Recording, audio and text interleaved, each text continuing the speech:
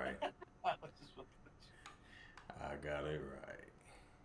Alright, start recording and start streaming, and I'm going full screen. I got it right.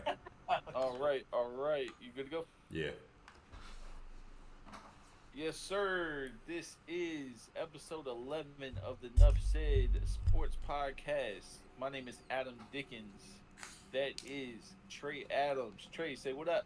What up, though? Yes, sir. We are here this week to bring you some. We're really excited to bring you some great content. We've got a lot to talk about.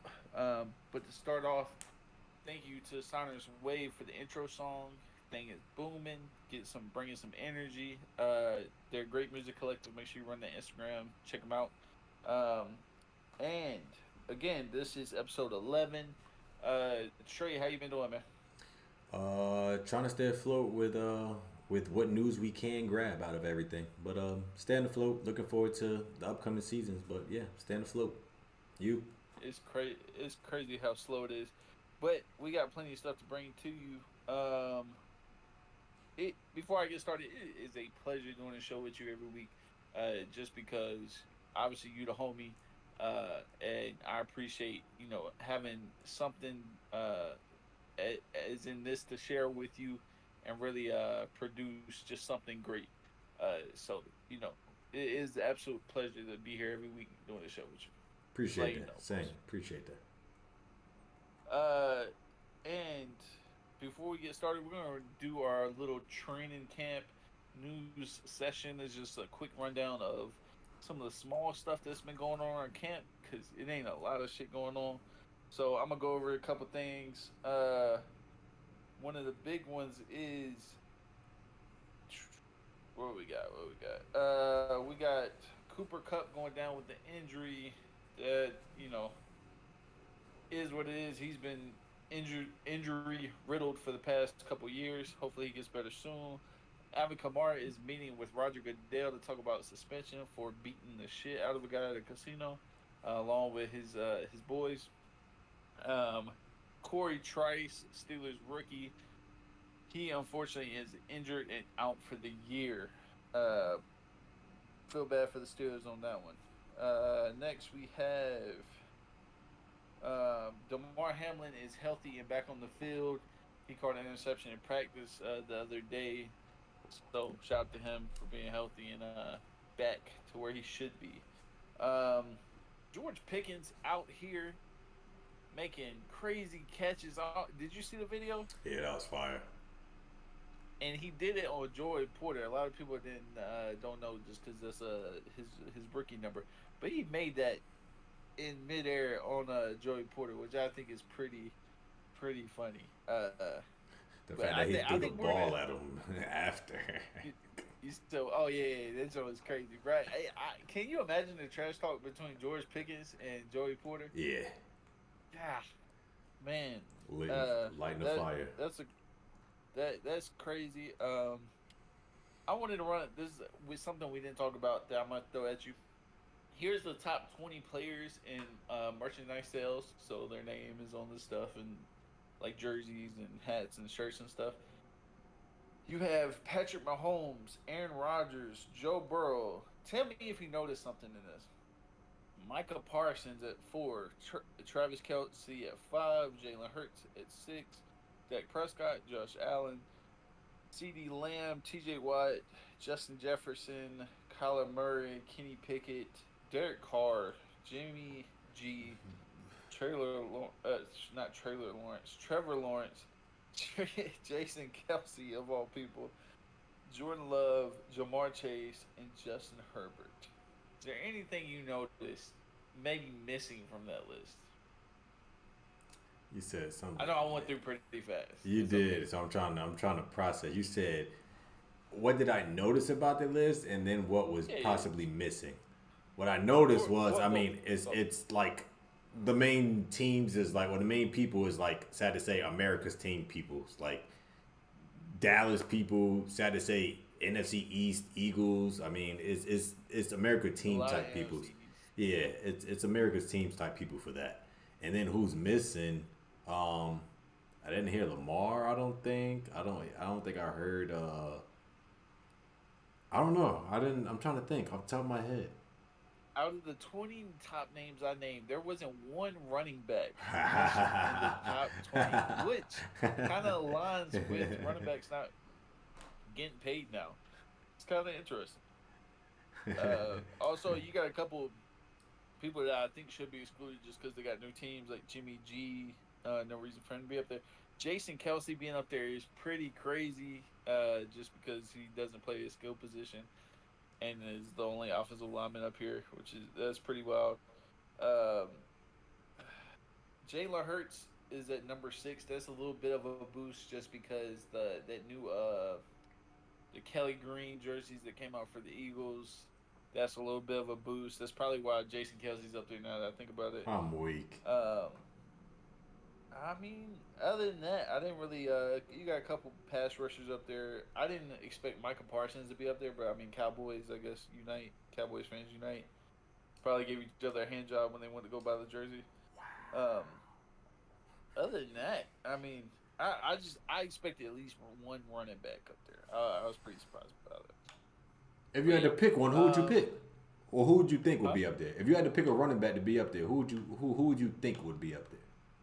Well, you told me a couple weeks ago that they bought Saquon Barkley's jersey in New York, so I Yeah, figured he would I mean, probably be up there. they got them all already. It ain't nothing like if you got them because they've been with the team for a while. It's like you wouldn't expect it to change, but those other people, it's like I mean, even the quarterbacks, for instance, they've been with the same team, but I mean they're the best in the league at what they do. So yeah, Yeah, Derrick Henry, I would expect to be up there. Christian McCaffrey with the 49ers because he's only been there for a year. I thought he would be up there. Um, valid. it's a few running backs I would think, but it's just I guess it's a big, the big markets thrive and the big names thrive a little bit more. Um, the other thing I was going to throw at you is that the NFL has just this came in like an hour ago. The NFL has, and tell me what you think about this because I was somewhat interested in this very minor change, but still, the NFL has modified the personal conduct policy, granting them the ability, if they choose, to investigate and take disciplinary actions against incoming draft prospects for incidents that may have occurred before the player entered the league, such as like the Joe Mixon case, or the Jalen Carter incident. Uh, and so any crime or any incidents that happened before they came into the league, they can now investigate or discipline the player for. I thought it was my initial thoughts was that's pretty fucked up that like you can extend uh, your authority past the player joining the league. I thought it was kind of like I feel like that's a little bit too far, unless they're found like guilty after the fucking fact or something. You know what I'm saying like that. But like, we going back to your college days to, you know what I'm saying. That's pretty fucked up. Fuck I no. thought. Hell no. I say that only because of the simple fact in the real world, which again, this is their job. Think about it. This is their employer. They can look at your if you have criminal history or anything like that, they can look at that the same way for regular people like us. And so why can't they do that for people that's making more money? I don't see a problem with that. If anything, I thought they was already doing it. But I don't see a problem with that. Nah, if anything, they need to. So it's so certain people that probably shouldn't be in the league aren't in the league, or they don't give them the chance. Because again, it's just a waste before they end up doing something with the opportunity they got in a bigger platform, etc. So nah, I think I'm okay with that. I don't have a problem with that. Yeah, I don't know. I thought of like the Reggie Bush case. Obviously, that's more of a NCAA type of issue, Hmm. where he was found guilty and they took his trophy after the fact. I just felt like things could get a little bit blurry. If they stick to certain stuff where it's like in the middle of the draft process, I don't know, somebody just gets caught speeding or something like that. That's cool. Question before we go forward: where do you fall in politics? Because you give me conservative vibes in certain things when you say it. You know what I'm saying? Like, nah, Where the fuck did that come from? because I would say most people that find out like go under the like, I'm not a big politics guy, but I'm just curious. because some people that um fall, I would say, a little bit more liberal, would push for this to not be the case. That's why I'm like, on the talk about that. Why I gotta give me just a second.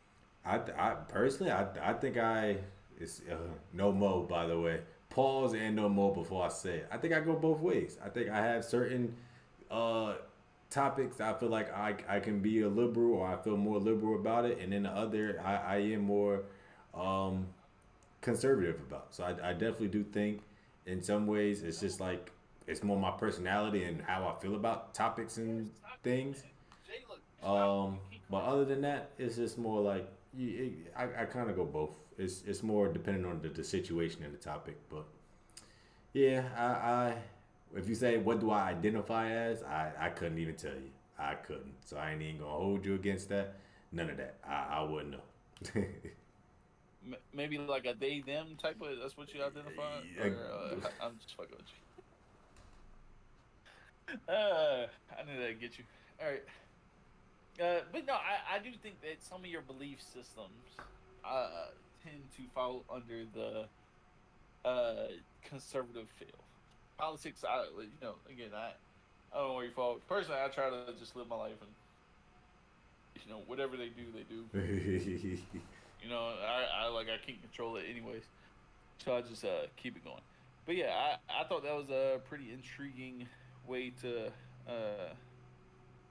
that they can really extend their authorities past. But anyways, uh, I'll let you lead the way with the next subject because I'm curious to know what So you think about in that. Indianapolis with the Colts, we last week re and slash I want to say over the weekend rather or the end of last week, um Jonathan Taylor, um and Jim Irsay pretty much are on different paths on pretty much because of the running back controversy and what's been going on. Jonathan Taylor had some comments about what Jim Irsay had to say about the whole again hide pretty much hiding behind the NFL's Players Association um, contract and things of that nature. And he commented, being Jonathan Taylor commented, and then Jim Irsay fired back. Apparently, they both met up, had a meeting during training camp, and In a Jonathan in Taylor. a bus in a bus too. Like so, it was like really close quarters. They're like just chopping it up on like uh, a little bus. And what concluded from that was Jonathan Taylor requesting a trade. And pretty much you could tell from that trade request that they were not on the same page whatsoever. To the point where obviously he still is under contract and he's not even willing to wait until that contract is up to sit there and say, all right, I'm going. He's just like, no, I don't even want to be part of this organization anymore. Um, just off of that, before I get any further, do you think that relationship is worth being rekindled? Do you think he can go back to work and try to still play for the Colts? I think based on some of the things that Jim Irsay said, I would say no. Mm, Because when you say things like, you, not was he right when he was saying if I die tonight and you're out of the NFL, they won't think about us tomorrow.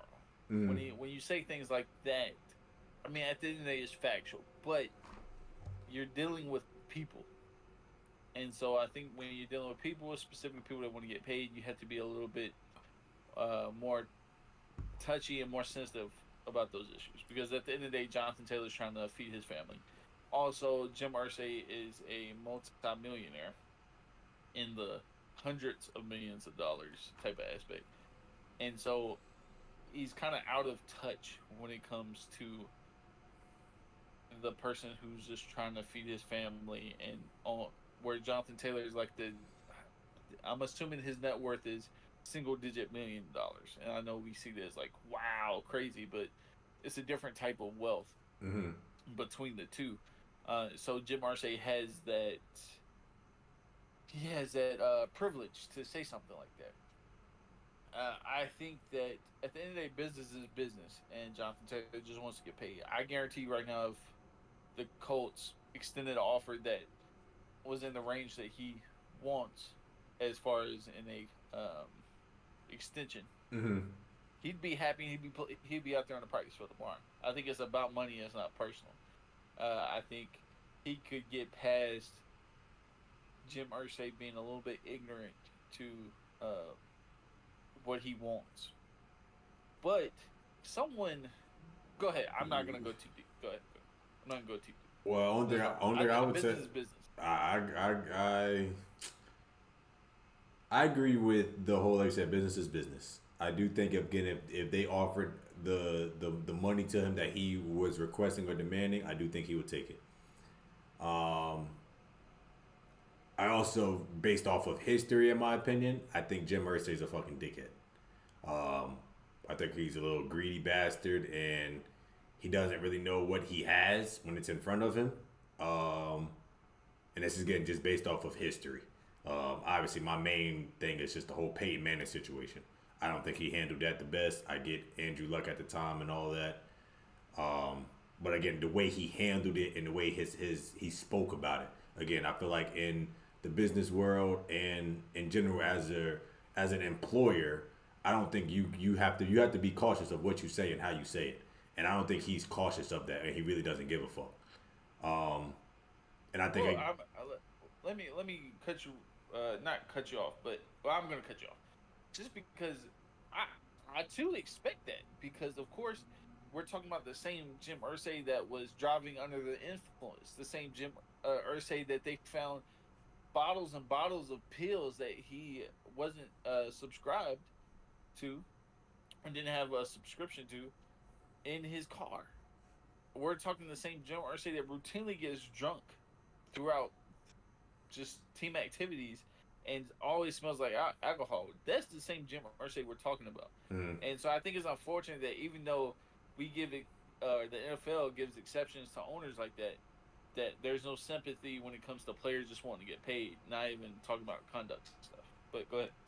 no, like I said, that's who he. I think that's his personality. So I don't. I think in general you can't you can't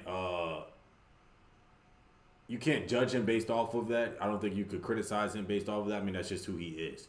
But in general, do I think Jonathan Taylor? I mean, any team would fucking trade. They want like a high. They want pretty much a first round pick for him or a second round pick. I think if I read correctly, it was like a second round pick is the minimum. I would throw a second round pick to go get him. Fuck yeah. I think any team would love to have him. So that part, I mean, he'll have a market. That's nothing to worry about. It's just a matter of if Jim Irsay is going to do it, because he also commented and said he's not willing to trade him, or he's like, I'm not talking about this. He's going to be here in October. He's going to be here now. He's going to be here in October.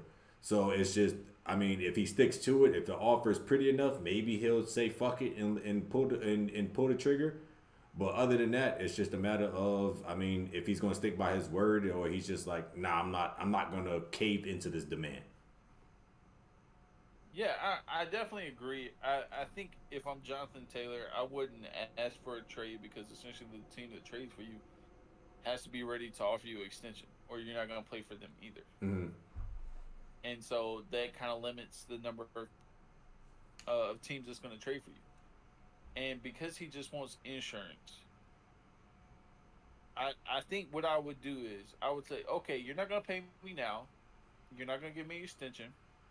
So I'm going to go out. I'm going to ball out this year. Okay. And if I'm even somewhat hurt, I'm not playing.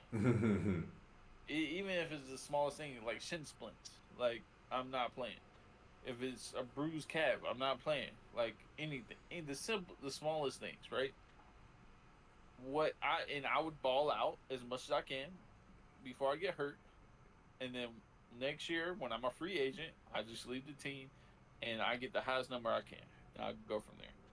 Because I also think that a lot of teams and players are at a standstill because everybody's trying to figure out what is the running back market. Mm-hmm. It's like a Western standoff. Yeah. Who's getting paid what? Are you worth it? Like everybody's trying to figure what that is.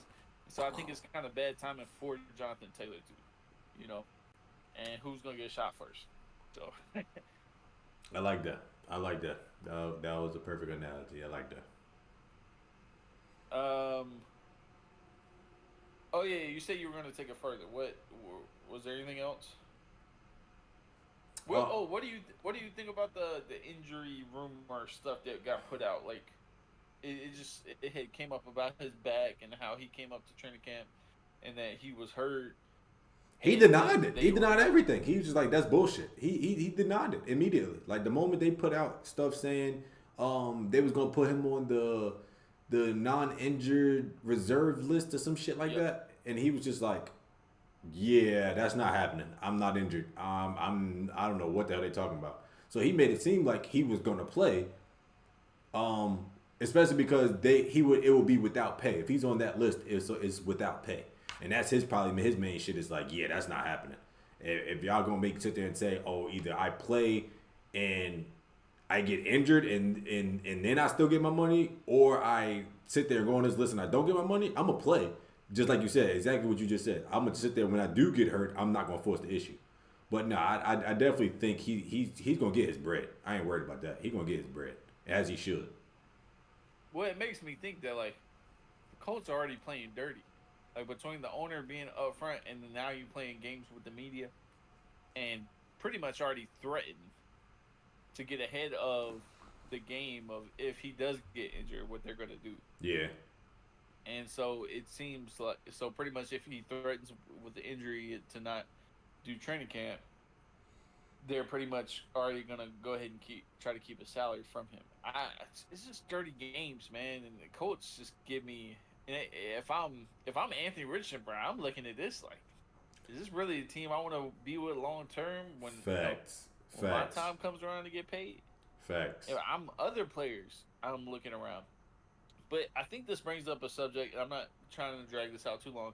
Was that when players, specifically not good players, I'm not talking about Jonathan Taylor because he's obviously talented and a great player. When players start asking for more money, in an almost weird way, it's hurting the team. And I didn't think about this because I always thought about, oh, the owner's got money, they're paying. But obviously, NFL teams are on salary cap. Mm-hmm. So if you have a player asking for more money, in order for you to get paid, somebody's not going to get paid, or somebody's going to get cut to create that cap space, Mm-hmm. or that cap salary. You taking from somebody else. You are. Which is a crazy way to think about it, man. Mm-hmm. Like we really don't think about it like that. We just think, oh, he just want to get paid and things like that. If I'm looking in the locker room, not the Colts locker room, but just in general, and there's people asking for money. It's like, damn, like you really trying to take money away from me or the next guy or, the 52nd, 53rd man on the roster. Like you taking away a job essentially. I agree with that. I do. Like I said, I do. When I hear big contracts, the first thing that goes in my mind is not, well, it is what they're making their annual average salary is. Yes. The second thing is the dead cap. Because again, that's essentially what the salary cap, that's what hits the salary cap. So when that number is one person is 36 and they only get 150 or 120, dude, start doing the math on that. You're talking about one person hits 30 and most of these is quarterbacks and shit.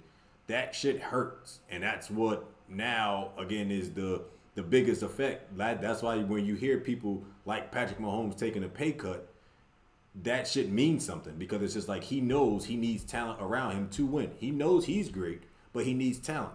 And to hear that more and more people are requesting more money, like you said, that's going to be higher dead cap on them eventually. So I get that. I think that naturally. And like you said, that's mostly what owners are thinking. But again, it's not. That's why you don't give that to any and everybody. They have to be selective on that. And that's why I feel like they got to do a better job of. That's it. Yep, and I mean, if you want to extend this to the NBA, because essentially what the NFL has is a hard cap, and what the NBA essentially is doing is becoming less of a soft cap and more of a hard cap, where you can't really go over, unless you're paying an arm and a leg, to go over the cap, because they are becoming a hard cap team. Essentially, instead, you know how a team has one quarterback who's getting paid 20 to 30 to 40 million dollars a year. Imagine an NBA team having two players that's getting paid quarterback numbers. Yeah. And everybody else on the team is getting paid vet minimums or minimums for whatever year they're in. that's what's gonna end up happening. And when a superstar is asking for more money, that's someone else's job, and that's what it's gonna look like.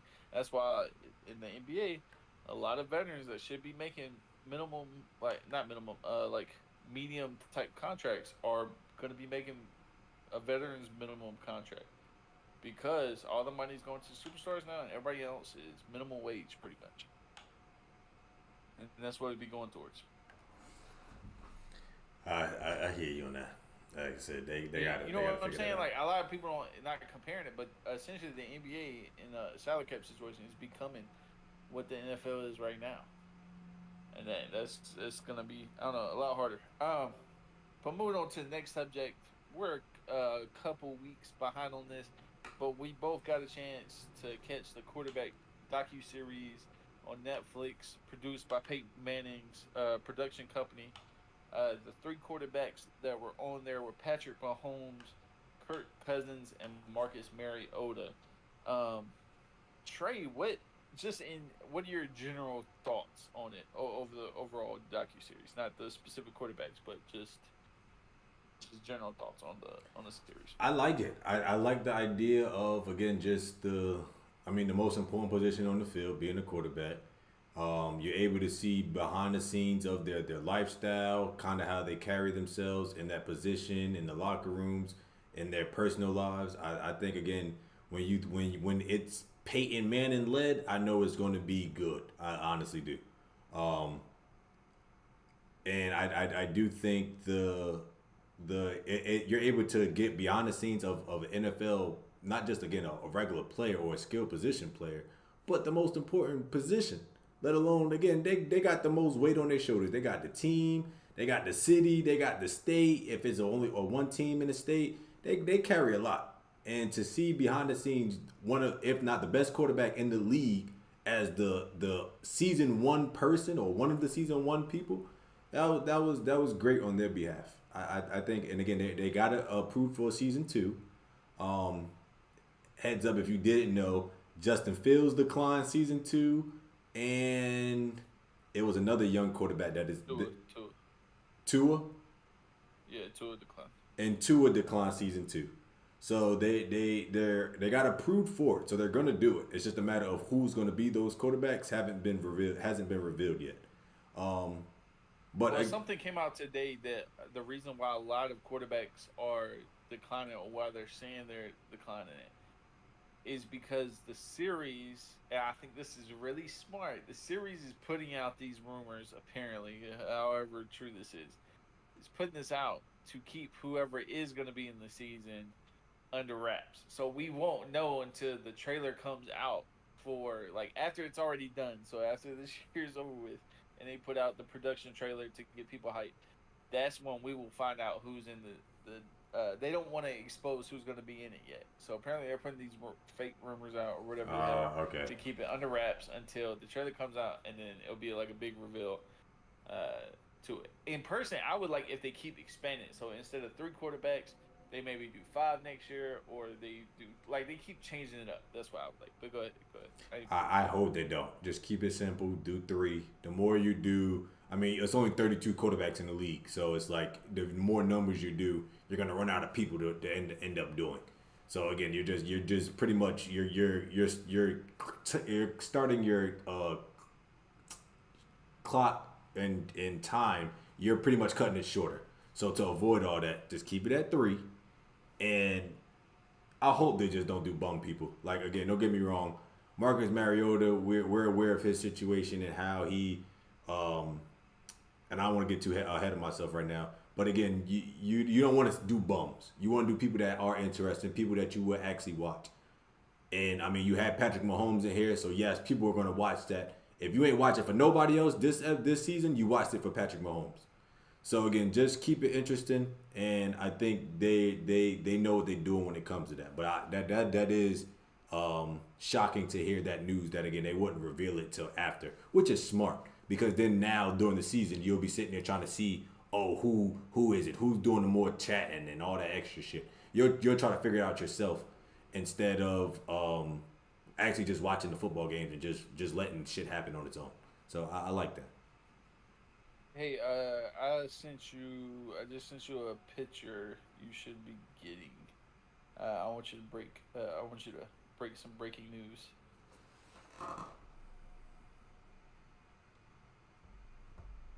Dun dun dun dun. I don't know what sound that is, but that's what I made up in my head. We have our free agency signing in the middle of the pod that Trey is about to break the news. I want him to break it because I can't pronounce his first name. I can only pronounce his That's last crazy name. because before I couldn't say his name neither, and I had to practice multiple times. But the Okay, Bears, the Yannick Bears have Ngakwe, signed Yannick Ngakwe, yeah, to what is that? 1 year deal. 1 year, 10 million, I believe. See, there they go, bolstering up they defense as they should. Or hold on, let me check. See, go ahead. As they should. The Bears getting a defensive end to bolster up their defense because they can't rely on dumbass Justin Fields. Um, that's a good signing. That is a good signing. Like I said, defense is going to win that division. So that's a good signing. And again, I liked him as a pass rusher.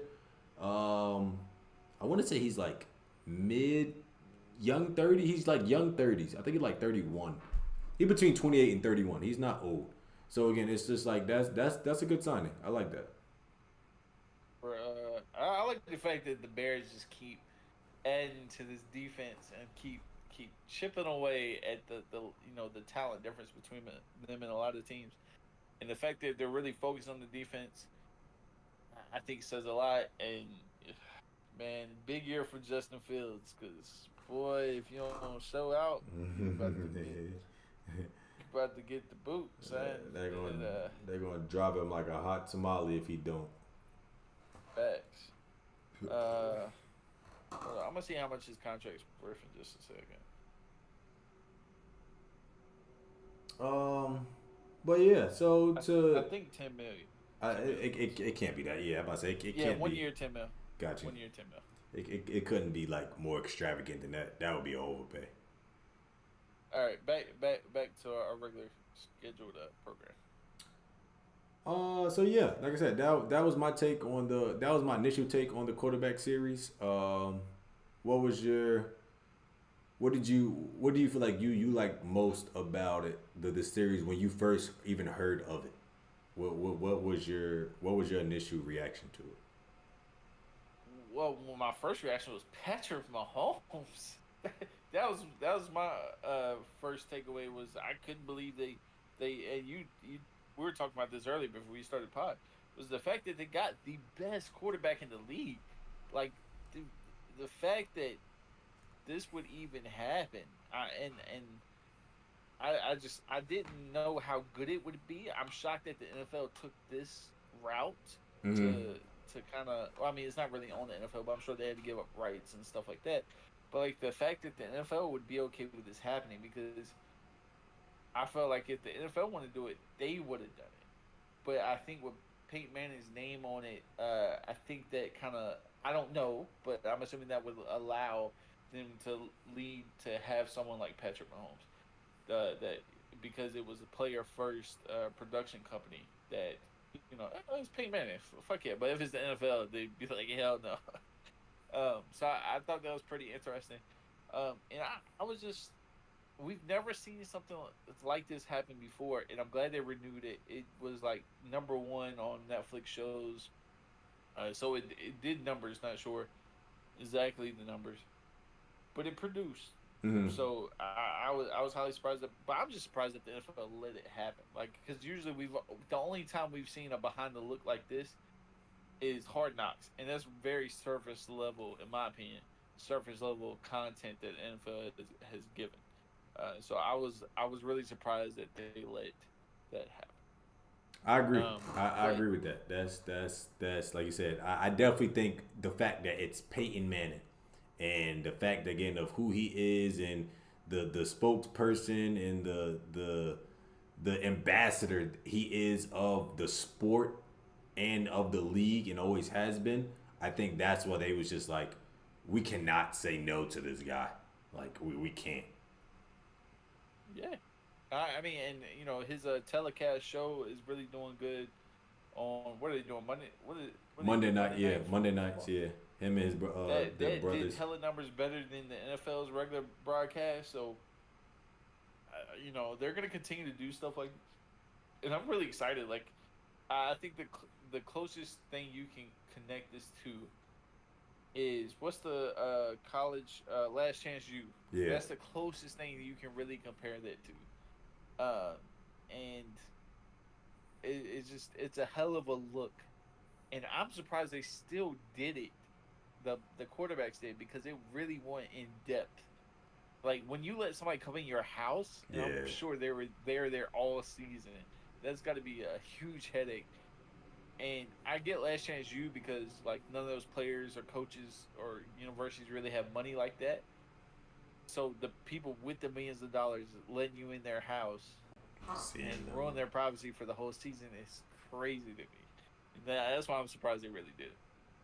I definitely think it Um, was. I definitely think they was like in and out. Like they would have like certain days where they would film at least like once a week. They would film type shit, and then whatever they grabbed that they feel like those stood out, they would clip it. Um, but yeah, like I said, it's just it is invading their privacy.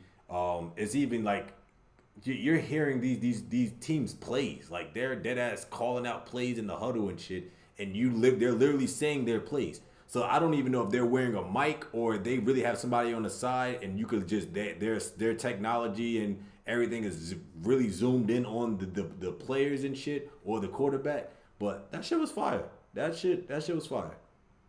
from a production wise, if it was 8 hour long episodes, give or take, Mm, you have to assume that if you're given 8 hours of content, I would say they probably had 10 to 20 times as much film time to just cut and make all of that. And that's each quarterback. That's a lot. And think about it, you pretty much got 3 different crews mm-hmm. in 3 different locations following them Mm-hmm. at all times, Mm-hmm. which is crazy. Yeah, the only thing I think would have been better is if like the 2 of the 3 quarterbacks went against each other and they have both the crew, like you literally were seeing both sides. That would have been sick. But I know that's asking for a lot. Um, moving on. What I mean, not from this subject because I really want to keep talking about what were you were your thoughts, surprise? What was your big thing when it came to? We'll work our way ourselves up. So when it comes to Marcus Mariota, what was your thoughts? Your first takeaway? Your just wow, whatever you got. I you actually well again I like Marcus Mariota before. I was a fan of his when he came out of college. Again, he went to Oregon, and that was my college football team. So I was always a fan of his. But watching this, I felt so bad for this guy. It was like holy shit. Now you actually get to see the mental side of the game that a lot of people don't. We talk about as fans, we talk about like it's nothing, but it really does take a toll on you mentally, and it impacts your game. Like seeing him go through the fact that he was signing a 1 year deal to kind of prove himself, and that if he didn't prove it this year, he was going to be a backup pretty much for the rest of his career. Like this was his last chance, and he knew that coming in, and he literally like admitted and it was open about that. Dude, this shit is on my it's in the back of my head. Every snap, this could be my last snap, and it kind of showed, and it sucked in a way. And again, we talk about it like, dude, you ain't getting another chance and stuff like that, and we joke about it. But this is this dude's actual life. That shit actually like you feel some type of way, and like I said, you learning stuff about the players more down to earth and more personally. So I definitely think again, just seeing him go through his day to day and how again the for him, I feel like it was his headliner was mental health slash mental impact in the game. Like that would be how I would categorize him in his area slash topic for this specific show. I think that's how you would classify him. It was so funny is I had the complete opposite takeaway Wow. from his part. Not I wouldn't say the complete opposite, but like to me it just showed me like why you're not that guy. Like for when he was coming out of college, like I really thought like he was gonna be a amazing quarterback. But like if I had this in depth of a look at him, like I felt like I would have known. Like I would have like, yeah, you're just not the guy. And I think it was because they would cut scenes from what he had going on in his mental to like Patrick Mahomes or even Kirk Cousins, and like that's the difference. Like you know how you can look at two guys and be like, well, that's the leader right there, Hmm. or that's the guy right there, or fucking like big dick energy. Like you know what I'm saying? Patrick had big dick energy, and Mario was like, oh yeah, I'm here. Like He was okay, what's damaged going on in the already. field? He was damaged Huh? already. He was damaged already. Okay, he's damaged already. Whatever it is, he humbled. Like that's the difference in being that guy and not being that guy. And he just there was you just saw the clear difference of who a real leader was and who wasn't. And I'll talk more about Patrick in a little bit. But I think I do agree with you that like yeah man, like he was having real life stuff going on, having a baby going on, thinking about okay I have a child going on, but I might lose my job this season, and I'm going out on the field, and because the Falcons offense wasn't there or the offensive line wasn't as good, he was getting beat the fuck up Mm. all season. Like he was having to deal with all of that, and just hoping he had a job for next season. And it's just like, man, it's a lot to deal with. But for me, I mean, I see it as like for somebody like me and you, who I would say we're kind of middle class people when it comes to money. Like that's normal fucking life, bro. Like I be having like we all got shit going on. Like my for example, not trying to get too personal, but like my girl went into preterm labor when we had our last child, and she couldn't work, and she was getting like a quarter to half of her check. Well, it wasn't enough money coming in. I couldn't be next to her in the hospital at the same time. Mm. So I was door dashing. I was working my regular full time job. I was door dashing and taking care of our child at home because we got an 8-year old. Like, and dealing with shit when I'm at work. Like, to me that's just normal fucking life. So like, to me it just wasn't like tough stuff. Like at least he getting paid. And like I said, that's that mental health part. Like I said, because like I said, maybe he never experienced anything that which call it that not even say traumatizing because it's not necessarily traumatizing, but again, maybe he never experienced that hard part of that hardship before. Again, he It was Hawaii. their first child. I think it was his first child too, right? I think. Yeah, that was, yeah. Oh yeah. So again, it's just in general, like you said, they maybe he everything was kind of spoon fed to him, and it was just that was his. He never experienced it, and again, it hit him so hard that it started impacting his game to the point where you went from a number one overall pick to now you're a backup, and it solidified that you're going to be a backup for the rest of your career. Yeah. No, I'm definitely with you. Let's move on to Kirk Cousins. Uh, yeah. What are your biggest takeaways? Your craziest, or you're like just what the fuck? His shit was more just accept. I feel like his his code was like accepting that you're just an average motherfucker. You're the average Joe, dude. Like you're the you was a backup. You got your chance. You shined in it, and now you're trying to pretty much make it a better situation for yourself, which is good. All this is positive and good, but realistically, this is you hit your cap. This is the best you're going to get, and I don't know. I just feel like his story was more the what you expect. I feel like from the quarterback position, you expect them to be this. Again, it's that average Joe feel. I didn't get excited when I was watching him or none of that. His story and again him doing stuff for the community and all that. It's just like what you expect from your quarterback of a team, pretty much in the middle of fucking nowhere. Rather too, like I just think that's what you expect. So I didn't really have anything for him. Or I didn't feel like, damn, I feel for Kirk. Nah, Kirk, you still average Joe Kirk. you know, he was so he was just as a person very like blah and average, and like how like uh, I, you know how black people joke about it, like going over white people's house and like the food not being seasoned and shit. That's the vibe I got from Kirk Cousins though. Like I felt like if I went over to his house and I was gonna eat his food, like his wife was gonna make some bland ass mashed potatoes, and like the fried chicken would have no color to it.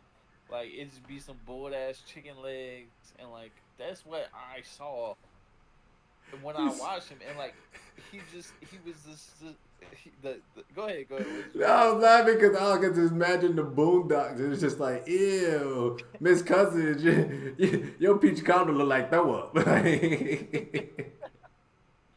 mean, that's exactly what it was, man. And I was like, man, these, it's just like he wear like cotton vest The sweater and like vest, yeah. khakis, like He just, plaid khaki. You know what I'm saying? Like it was just he was literally the most average ass person, and I it just it's how he plays. I could It's how he plays. and I think that's exactly how he plays when it specifically in the playoffs is how he plays. And I think it just to me he translates of that's what it was like him growing up. Mm-hmm. That's what it was like. Like that's how his life was since the beginning. This is Like the I believe that's how his beginning. mom was. I believe that's how his dad was. Like he's so used to and so comfortable in this. Mm-hmm. I think spoke a lot, and I think again it just felt unseasoned. Like his every scene I saw was very how he talked to his kids. Not trying to criticize how he talks to his kids, but like I do think I did like how he kind of talked about his faith a little bit, and like Mm-hmm. he was very like he wasn't shy about that. He was very faith first. That I give him props for because a lot of people would hide that, Yeah.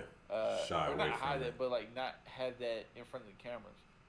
Um, again, I just like his worst part of his day was literally when he burnt a hole in his hoodie. Was the Mm. worst part of his day. That pissed me off because as a regular person, I'm like, bro, like I deal with so much shit, like what Marcus Mariota was dealing with, and this guy, worst part was like a little burnt hole in his favorite hoodie, like that kind of pissed me off. And then I think to me it showed like his injuries were legit. Like he was getting beat up too the whole season, Mm-hmm. and he really had like what I'm saying. Oh, he's like I got bruised ribs, but I can tough it out. I'll be good. Unless they fucking power drive me again, then I'll be hurting. But like to me, he really showed some toughness. Whereas Mariota's injury, he didn't mention his injury until he like bailed out on the team. And I thought that was like very convenient. You know what I Yeah. mean? Like he didn't really talk about it. And then Kirk Cousins, they really maybe it's how it's produced, but they talked about him getting hurt and his injuries all season long. Like it was like this is how it was, and I thought the one thing that was crazy, right? And I'm not trying to stretch this out. This last thing I said is when he was hooking the thing up to his brain, It's to just, test yeah.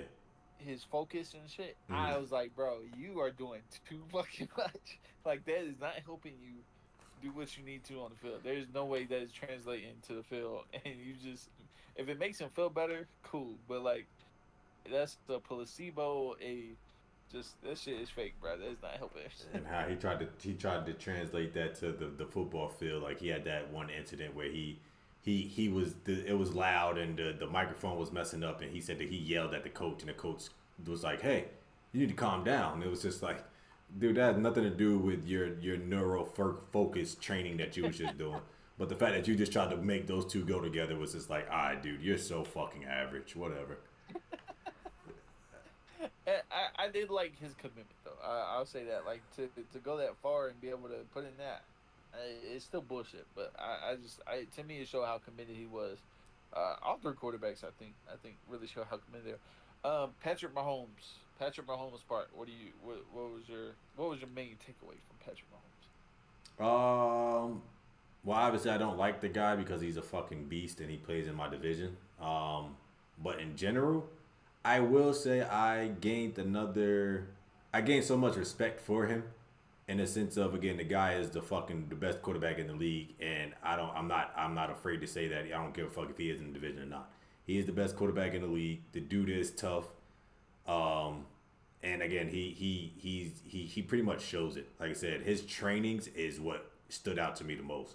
Like the shit he does with the torting his body, and like he actually trains that way so he can, like, he trains in, as he's a baseball player still, so he can be able to do the things he does on the football field that look so normal for him, but for us it's like, oh my god, he just did that. Like the way he trains is crazy.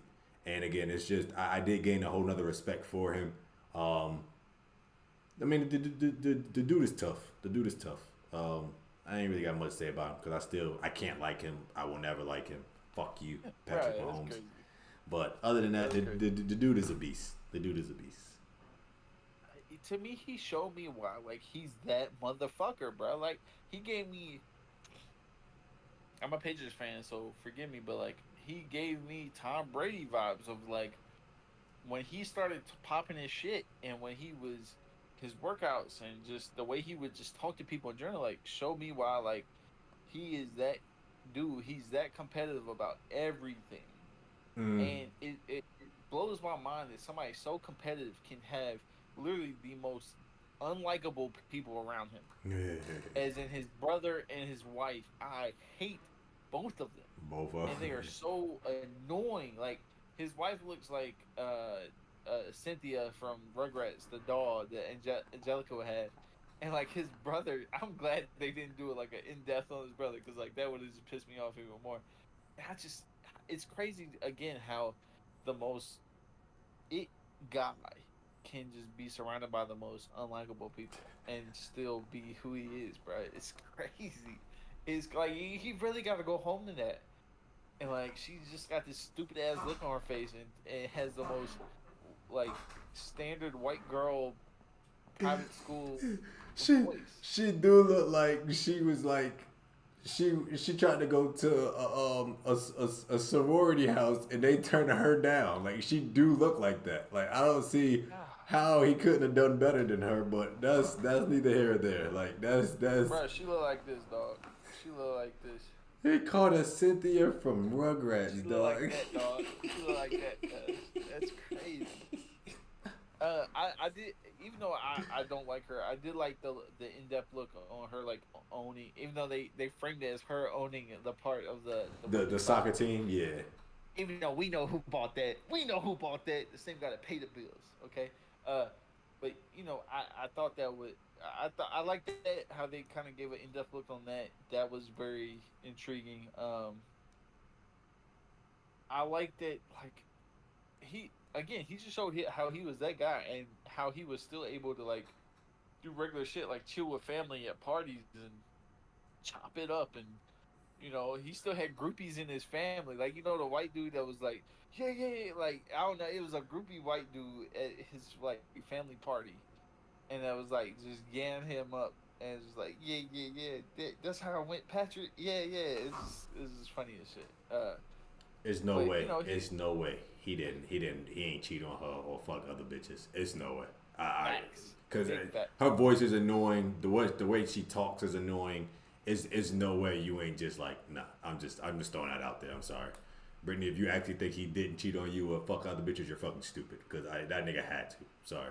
Same thing for LeBron. Like with early Savannah bad now. Savannah is bad, but like when she first, well, when it was like 19 to like 25, when she was just like the average chick, Yeah. right? LeBron was running through shit.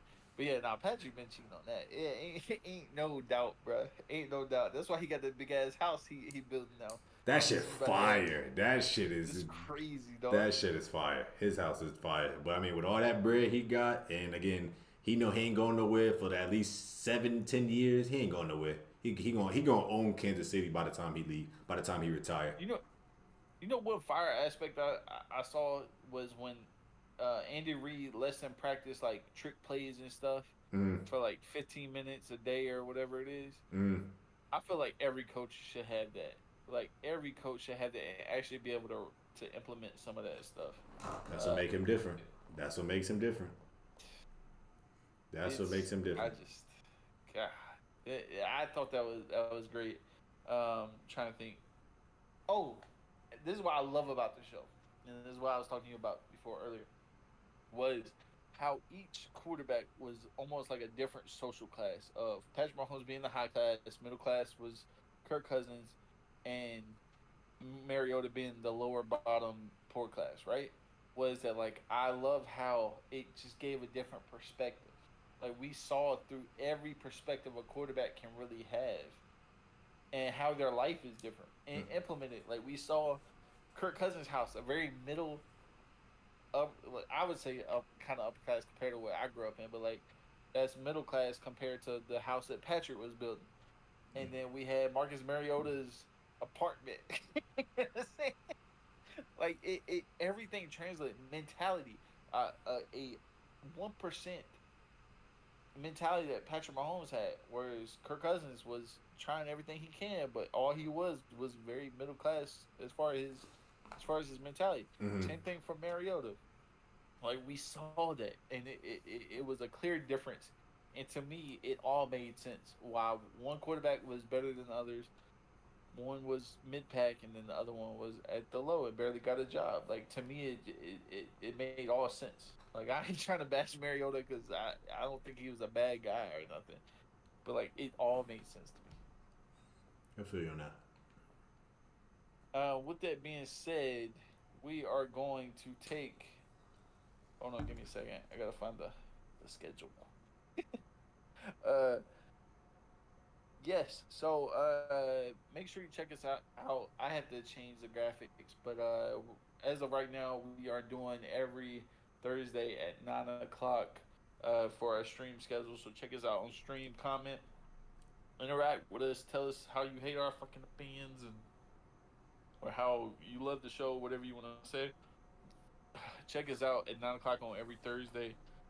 With that being said, we're gonna go to a commercial from our sponsor, Dread Sock. Here is the commercial. All right, we are back from our Dread Sock commercial for the people that's watching on YouTube for long form content. Love Dread Sock, wonderful sponsor. Check their Instagram, their website out, www.dreadsock.com. Go get you some merch. With that being said, AFC East. Do you want to lead the way, or you want me to do it? What's up, you? This is your division. Go ahead. Man, fuck everybody but one team. If you don't know, if you were listening to earlier, yes, I'm a Patriots fan, and the AFC East, even though it's not the best division, I think it's going to be pretty close this year, based on some moves from the Jets, and I think my team will surprise some people. But with that being said, our AFC East review is beginning now. It regrets me to say I have a 2-way tie for first.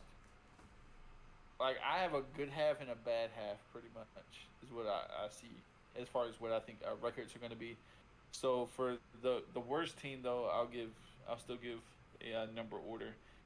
Unfortunately, my Patriots are last on this AFC East list in this division. But I think they are going to fight their way to be tied or close with the Dolphins. But right now, we're just talking about the Patriots. um, Trey, why are you smiling right now? What? I'm listening. I'm with the viewers right now. I'm just listening to see what the hell you got to say. I think the Patriots. Unfortunately, I love my team, but Mac Jones is our quarterback, and I'm not too excited about it. I think because of that, not only that, but just the offense in general, because we really don't have no more wide receiver. Our best receiver is Juju, and for some reason, Belichick refuses to draft a great wide receiver in the first round for whatever reason. He tried with N'Keal Harry. That was a big dump. Uh, but because he refuses to surround this our quarterback with good weapons, um, that's the reason why we're not going to be that good. And I wouldn't be surprised. Um, I see us getting eight wins.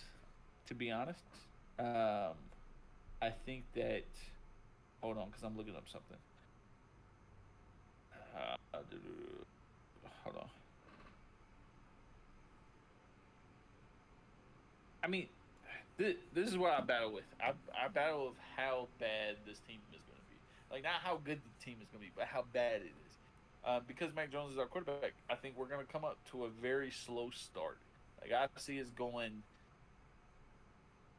2-5 to start the season. But I think this is what's going to happen is that a lot of people last season Bailey Zappi had a few games where he started, and he ended up undefeated in games that he started. Okay, Mac Jones came in after those games he started. He just got the starting job back, and then they threw Zappi back in, and they lost that game, and they never went back to Zappi. But any game that Bailey Zappi started, he won, and he was undefeated. Now, granted, I think it was only like 3 games, but still, I think Bailey Zappi takes over as a quarterback after 5 to 6 games, and he finishes the season, and we no longer have Mac Jones as our quarterback, unless an injury or something like that happens. And I think that saves the season. With that being said, though, we still end up with like 8 wins, and it's not going to be a good season. Our defense is what's going to hold up the bargain, but because the offense is going to be so bad at the start of the season, they're going to be tore up when it comes to the end. So I just Bill will always give us a great to elite defense, but just the offense is gonna fuck it up for everybody. So go ahead, what you got, Trey? Um, they just didn't do enough in the offseason to improve. Like I said, they're always going to be a well coached team because of Bill Belichick. Their defense is always going to give opposing QBs a hell early on in the game, and it just depends on what the offense can do enough to either stay in the game or to possibly take the lead or not. But again, Bill Belichick, because of his respect and what he's able to bring to a team coach wise, you can never count them out completely.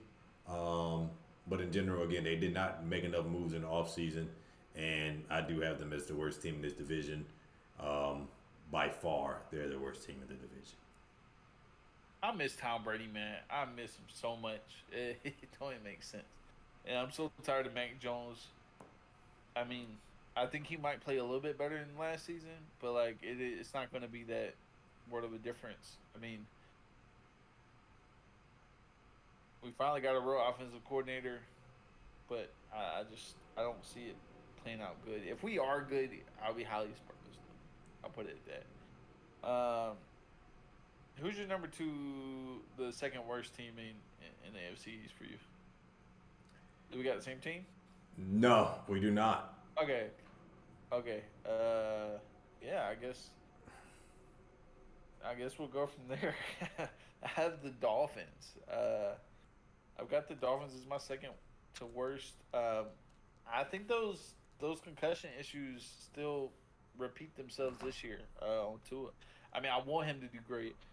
I think that the Dolphins' defense will be good, but I just think he continues to have issues. I mean, he gained some weight and he's taking some jiu-jitsu classes to help him on rolls and stuff like that. But if it's those are habits are very hard to break in the way you fall. And he just tends to hold the ball a lot longer than what a lot of people think. And unfortunately, this Tyreek Hill, Waddle super offense they got going, I just I don't think it will make it just because the Tua is just not dependable physically. Um, but when he's on the field, that'll be great. Hopefully they get Dalvin Cook. You know, that might help out a little bit. But I don't see. Like I said, I think history repeats itself, and Tua still had those concussion problems. When we see it this year, I think there's just Tua's going to tap out. He already had those thoughts of retirement from last season, and I think it's going to come back. To haunt him. Then he's going to keep it up. So that's where I'm at. So, well, I would say, just to piggyback a little bit, I did have, we do have the same ratings now, and that was because of the key injury to. That's why you. No, I just realized Damn. it came to me the Jalen Ramsey injury, and him being out some weeks because they had to go get Eli Apple, and It'll be like 2 weeks though. He'll be out for 2 weeks, like of the season.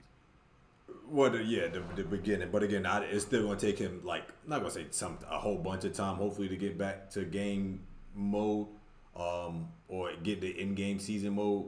But in general, if you saying without the injury, just straight up, no, I'm going. That's not my 13. But the Dolphins, since we're talking about them, I do think their defense is going to be good as hell this year, and I think their defense is going to be legit. And again, their offense is just explosive. You can't count them out of a game just because of Tua. I do believe, I'm not gonna say I believe in freaking in Mike White, but as a backup, Mike White ain't a bad backup. He could sling that. And I think he'll be able with the weapons he's got. He'll be able to produce enough to the defense for the defense to carry that team, and that's why I don't have them at necessarily number 3. But I do think even without Tua, with Mike White as a backup, I think they could be still a player. I think they could be a possible wild card in the AFC. We talking Mike White, dog? I ain't never thought I hear you say Mike White. Again, it's not just him. I mean, obviously the offense is just because of they're explosive. Like they can score when they. I feel like they can. You can always gotta keep your guard up against them. You can't just sit there and say, all right, they're gonna roll over. They down 14-21. This is over. Dude, all they need is one freaking momentum play and they back in the game. Let alone again, people are sleeping on Xavier Howard. They just giving out on him completely like he wasn't a beast, one of the best corners in the league a couple years ago. They just completely gave out on him. People saying Jalen Ramsey washed up. It's just like y'all tripping. Like what's wrong with y'all? Like no, I don't. Plus, Ramsey got replaced by the GOAT cornerback of all time, Eli Apple. You know, he about to be locked down, burnt toast. You know so no, I don't agree with that. I don't think that they're the third best team. No, if you ask, who do you have as your third team? Because they're probably my second team. Good, or maybe not. I'm gonna. I'm contemplating life still, low key. I'm still contemplating life about it. I was really gonna say the freaking Jets. I got the Jets Wow. 3. I got the Jets 3. I have the Jets 3 and I got the Dolphins 2. Um yeah, that's I don't want to get ahead of myself, but I got the Jets 3. Well, I mean, okay, that's fine. Yeah, we'll get to that. Like I said, I had a 2-week tie for pretty much it was like 2-2, like two bad teams, two good teams. Is how I had it pictured. Well, I wouldn't say bad teams because I think the Patriots are like a medium, like they're gonna fight their way to 8 wins. It just is what it is. Like I don't see a Belichick team having less than 8 wins. Even though it's still not good, but for Mac Jones to be the quarterback and them have 8 wins, I think is a great deal. I had you're gonna hate me then. I had the Bills as my number 2 team, just because I think that Stephon Diggs is kind of showing it, but that offensive unit is having some burnout where they've had the same pieces for a couple years in a row, and it's like, what else can we do Mm-hmm. with this team, right? They Josh Allen is who isn't as great as what a lot of people thought he was, but he's there, right? Uh, I think that a lot of people thought that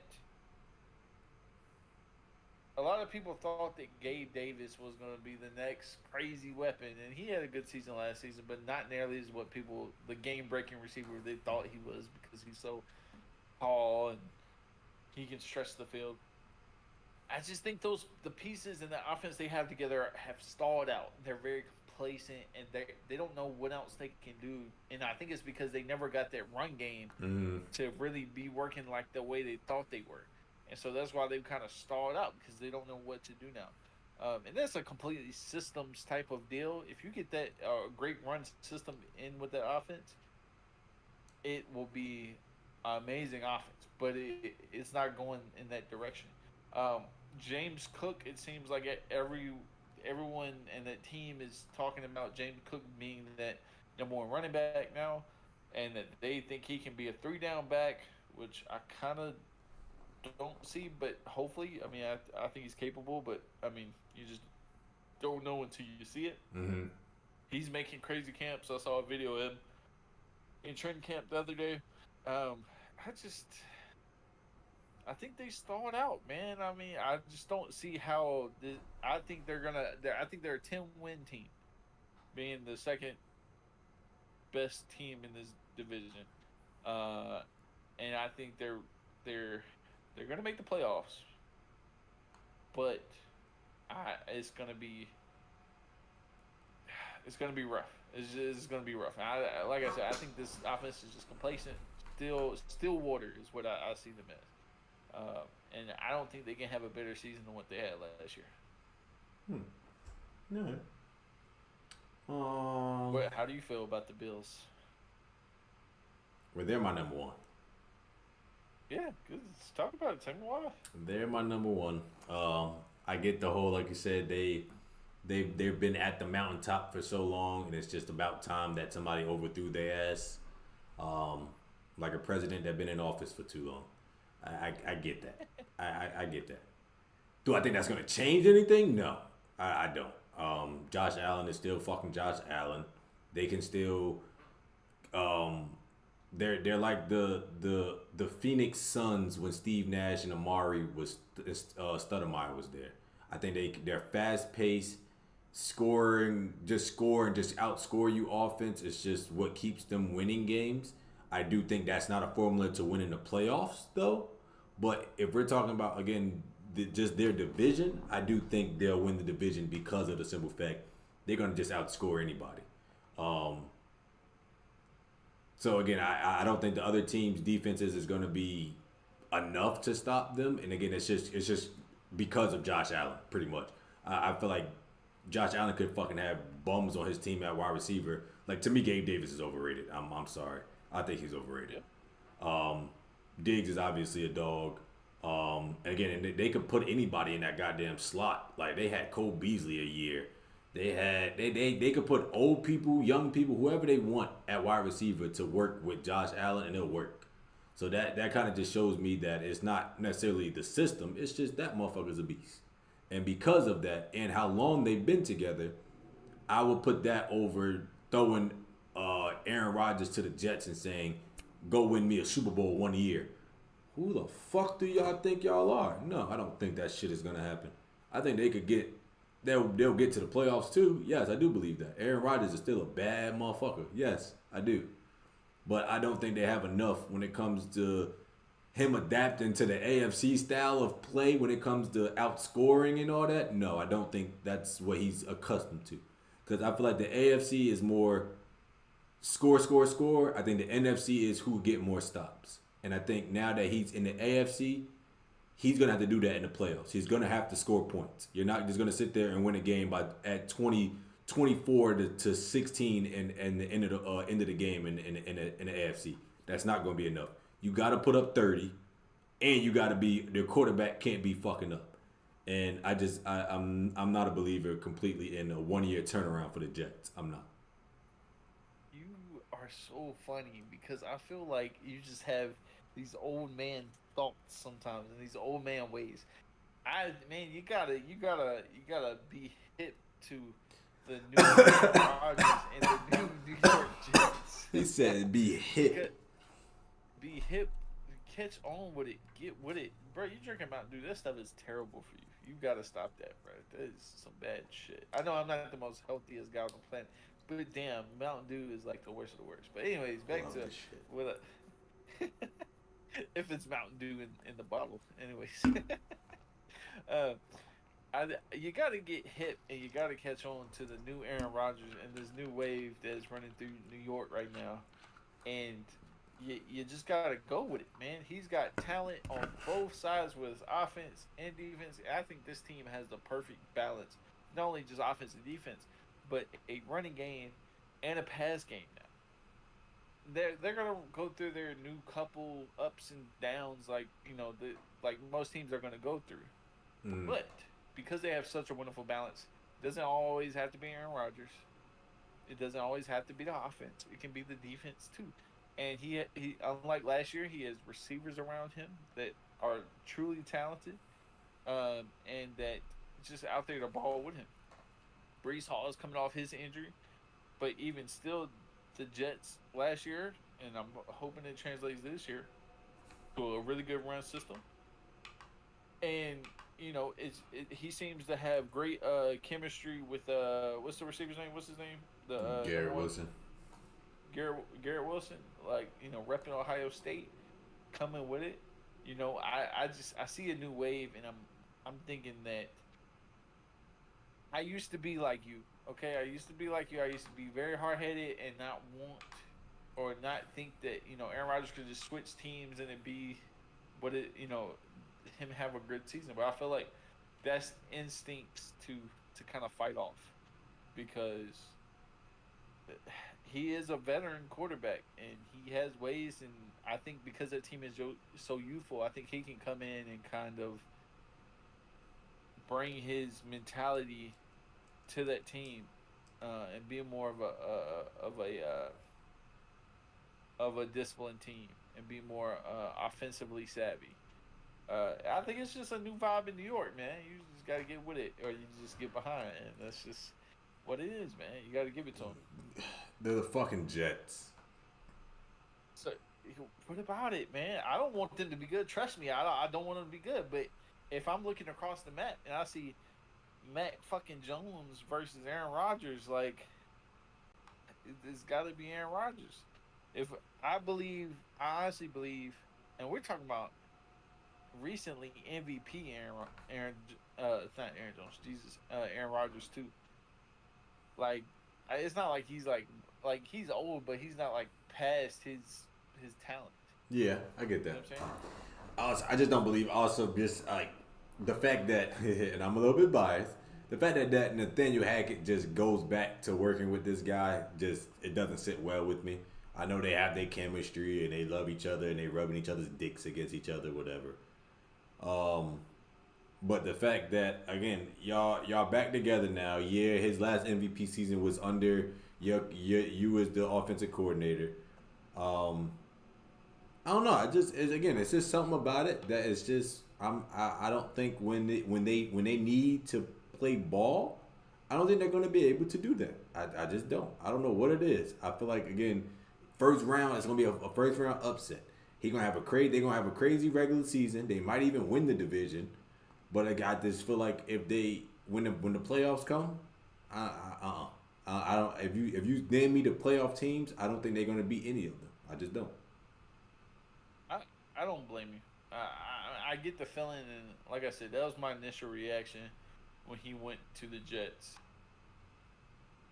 I try not to be behind the times, and I try not to like not get with it. Like I hate knocking the idea as soon as I see it happen. So I get the first instinct behind it. With that being said, I only think this is a good team for a year, maybe two, and then he's out of here anyway. I think he's retiring. Uh, but I could also see this situation go horribly wrong. I could see Aaron Rodgers being who he is and wanting to do it his way, and the team being so young, kind of rebel against him because they're not used to it. Aaron Rodgers, like the Jets, not used to this type of quarterback. Yeah, We're being honest. agreed. Now, an interesting theory I do think of is that Aaron Rodgers took a pay cut, right? Mm. If they trade for Devontae Adams with the money that he gave up on the pay cut, or if they get Dalvin Cook with the money he gave up on the pay cut, I think all those things could happen. I think we see this team different round. I think trading right now would be a bad idea, but I mean, if you're getting Devontae Adams, who am I to say that's a bad transaction? You know what I mean? It is because it's being pussy. It's pussy. I'm sorry, it's pussy. Like now y'all creating super teams in football now. Like grow up. You gonna sit there and follow each other? You watching a preseason game? Nah, I'm looking at Right. I'm looking at I did is Brees Hall on the pup list or not? I think he's on the pup list. I don't think he's practicing right now. No, I think he's So, on the pup list. Like meaning the minimum he's going to be out for is the at least 4 weeks. is he? That's what I'm trying to make sure. That's literally what I'm doing. He got hurt like first half of the season, so I think he should be good.